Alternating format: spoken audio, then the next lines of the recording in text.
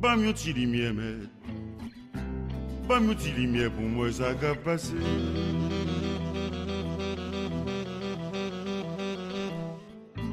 Bam yon ti lumière, s'il vous plaît. Bam yon ti lumière dans les pour m'kaboué.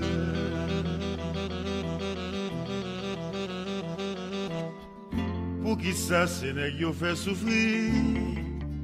Pour qui ça, c'est nèg yo fait ça. Pour qui ça n'est pas qu'à manger, pour qui ça yo mande la mort.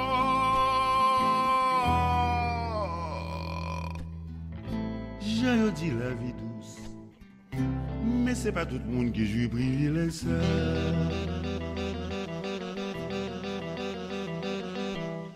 Il y a une série de mots, c'est pour nous catégories yo exister.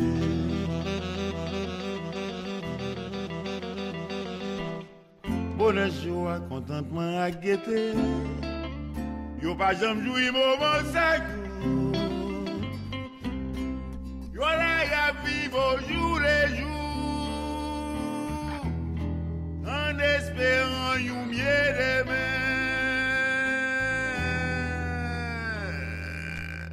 Si n'a pas de chita attendre, nous gen pour passer toute vie dans la salle d'attente.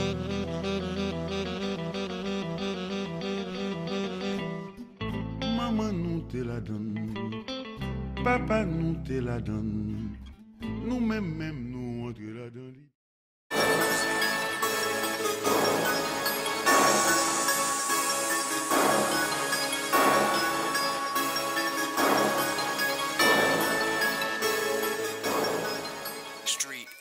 All right, first and foremost, I want to give all praise to Yahweh, Shem Shai, double honors to the elders that rule well, and honors and shalom to all the brothers out there doing the work of truth and sincerity. All right, this Abazar Banwilla here with another edition of Hell Up in Haiti. This one, in particular, is on cholera in Haiti, with the title of Leviticus 26 and 25. All right, particularly tackling this cholera outbreak. That's in Haiti, that's relatively new, that came just after the earthquake there in 2010. And at this point, I believe the death toll is at about 8,000 lives right now, a disease that was unheard of on the island before the earthquake. And it was brought to the island by UN troops, man. All right, so all you so-called Haitians that are trusting in these UN troops, they're a bunch of damn idiots, man. All right. Because they ain't doing nothing but coming to the island and raping people and spreading disease, you know, and killing people, man. And they've been doing it, you know, since the early 1900s. Well, let's get into this article real quick. This is it's from March 17th, and it's called A Worsening Haitian Tragedy. The aid is from nytimes.com. The aid groups Doctors Without Borders said last Tuesday that the cholera crisis in Haiti was getting worse for the most unnecessary and appalling of reasons: a lack of money and basic medical supplies. All right, which, you know, all these people, like I've said in previous videos, all these people have sent millions of dollars to this cause, and especially to the Red Cross. And what did the Red Cross do? They held back the money that the people were sending to the Haiti and gave it to Japan, and held it back until that Japan earthquake happened and gave it to the Japanese aid. They don't have that problem over there in Japan, but they're having that problem in Haiti. Why? Because who lives in Haiti? The Israelites, okay, the tribe of Levi. All right, the people who these crackers want dead in the rest of these nations. So they're going to do everything in their power to continue to create ways for us to fail and ways for us to die. Okay, but it also goes back to the fact that the Most High has cursed us for not following His laws. So the Lord has set up these diseases and other ways to kill us as well, and He uses the white man to do so. But let's continue. The disease has killed 8,000 people and sickened 649,000 since October 2010. All right, international efforts to defeat the epidemic include a 10-year, $2.2 billion plan for major investments in clean water, sanitation, and medical infrastructure. Have we seen anything from that? No. They haven't. These motherfuckers ain't doing nothing to help that situation out. Okay, and that's why it spread to over 500,000 people and killed 8,000. All All right, but that it is a project for the future, one that isn't even funded yet. Exactly, it's talking about it's a project for the future, and talking about they got this plan, they're gonna spend $2.2 billion, but they ain't spent it yet. You see, but go ahead, we'll go ahead. Doctors Without Borders says people are dying now needlessly because attention and money are running out.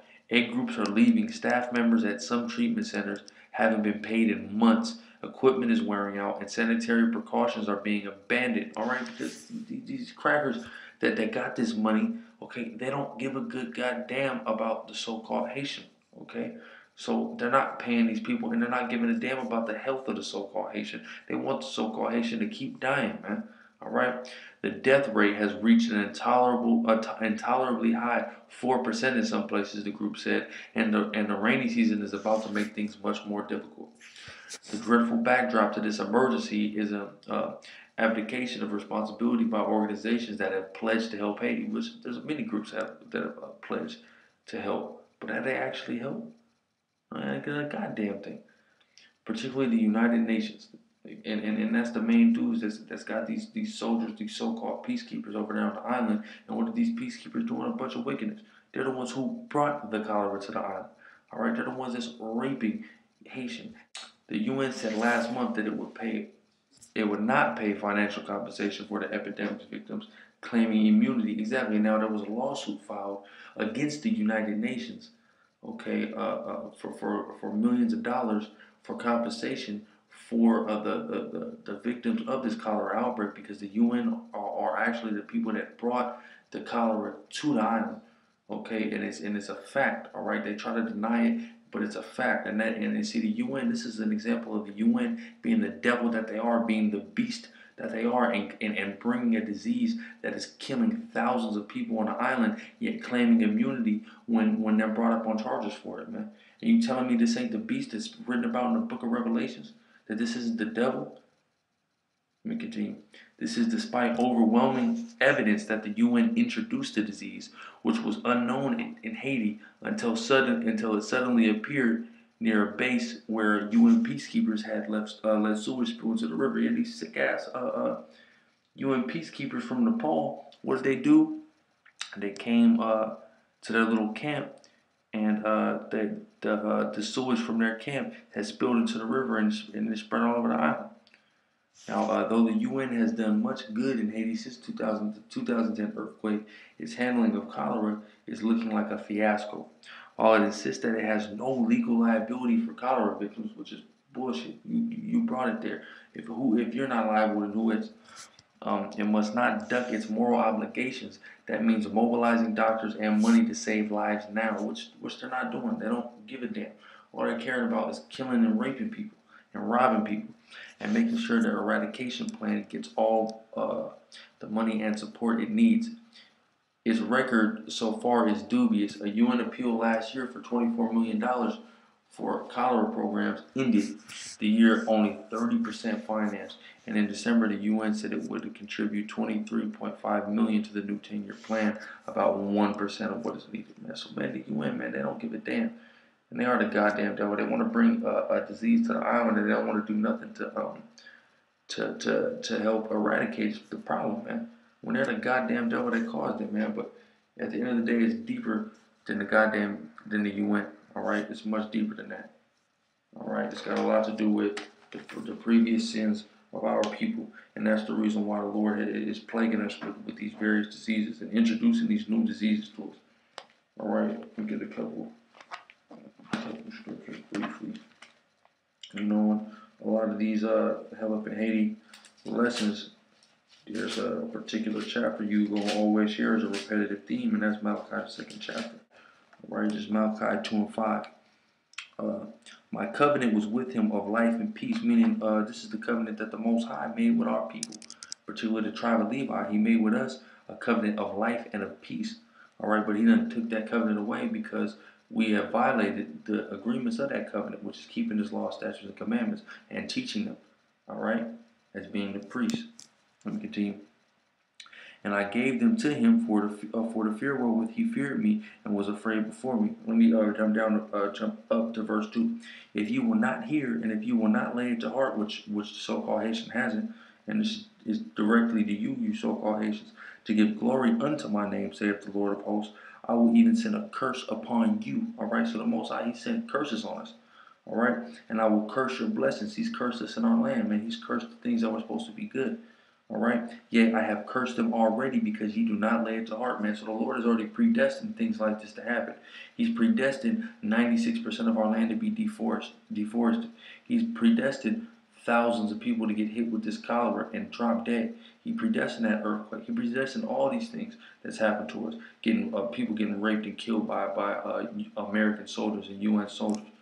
You see what I'm saying? The Lord, He already did this because our people, the so-called Haitian, the tribe of Levi, don't want to lay to heart the covenant that the Most High made with us. Okay, to have His law, to follow His law, and to teach it. All right. Let me get this real quick. In Leviticus 26 and 25, and I will bring a sword upon you that shall avenge the quarrel of my covenant. Exactly. So the Lord said He's going to bring a sword that's going to avenge the quarrel of His covenant, which really is this so-called white man. He is that sword that the Lord has sent upon us. Let me continue. And when ye are gathered together within your cities, I will send a pestilence among you. So all the so-called Haitians gathered together in them cities over there on the island, the Lord has sent that pestilence. And what is this current pestilence that He sent? That cholera. You see what I'm saying? Let me continue. I will send a pestilence among you, and ye shall be delivered into the hand of the enemy, man. All right, and that's what's been happening for centuries, man. And we're seeing it coming to fruition. How? Through the UN soldiers oppressing us on the island, and this cholera spread all over the island, man. Being a mechanism to lay a lot of our people down. All right. Let me do something else. And it is mainly affecting a lot of I believe a lot of the older Haitians. You know, reverting back to that prophecy here in 1 Samuel that I like to bring out also on these Helican Haiti lessons. All right, because the Lord has killed a lot of older Haitians. All right, because of this curse right here that he had the man of the Lord prophesying to Eli. Okay, which was a so-called Haitian. This 1 Samuel 2 and 31. Behold, the days come that I will cut off thine arm and the arm of thy father's house. Meaning He's going to cut off the strength of the so-called Haitian. All right, that there shall not be an old man in thine house. Meaning the Lord is going to kill the up in age of the so-called Haitian, man. That's why the majority Haitians only live between 45, 48, 50 years old, man. You see what I'm saying? The Lord said He's going to do away with these older so-called Haitians, man. All right. And then two, see now with this cholera, when this cholera outbreak first happened, you had a lot of so-called Haitians, which is all through the spirit. They felt like the cholera was a result of these people who do voodoo, that these voodoo priests, all right, were actually casting spells and causing the cholera outbreak to happen. You see what I'm saying? Now, whether that's true or not, I mean that's really not true. You know what I'm saying? It was really these goddamn UN devils, but because that idea was put into their head, they reacted a certain type of way to it. You see what I'm saying? And they started actually killing a lot of these voodoo priests and priestesses and practitioners, all right, which is a beautiful thing. All right, it's beautiful that the Lord put that spirit on these people that take up in arms and go get their machetes and hack these wicked voodoo doers up, man. All right, we're gonna read a little bit about that. This is from News One. It's called Rural Haitians Accused of Murderous Witch Hunt After Cholera Epidemic. This is from December 6, 2010.